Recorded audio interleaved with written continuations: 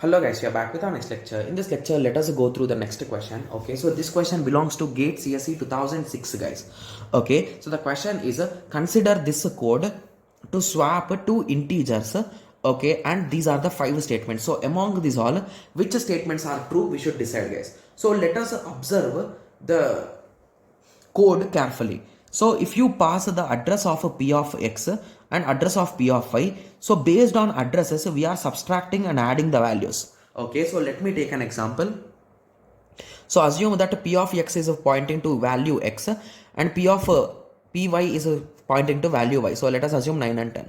So the first statement, what it is doing is it is subtracting 9 minus 10 and storing that value here. So minus 1 is stored here, and second step, in this we are storing px plus py. Okay, so means this value plus this value you are storing here. So that is a 9.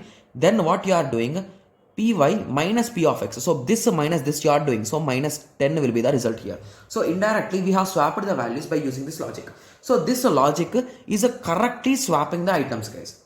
Okay, hence you can say there is no compilation error in it. Okay, and it is not having any may add or subtract integers or pointers. So it is not going to add or do some other thing. It is going to swap the things. Hence this option is also wrong.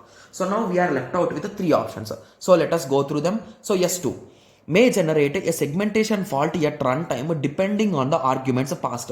Okay, so basically if addresses are passed like really lengthy addresses or really small addresses or wrong addresses, so at that time there might be some segmentation faults and some issues. So that might be correct because everything is the game of pointers. Okay, similarly let us go through the next option, that is nothing but correctly implements a swap operation. Yes, that is true for all input pointers referring to integers stored in the memory location. Yes, this is the exact thing which is doing guys. So basically S3 should be correct. So all the options which are not having S3 is wrong. So obviously B will be the correct answer guys.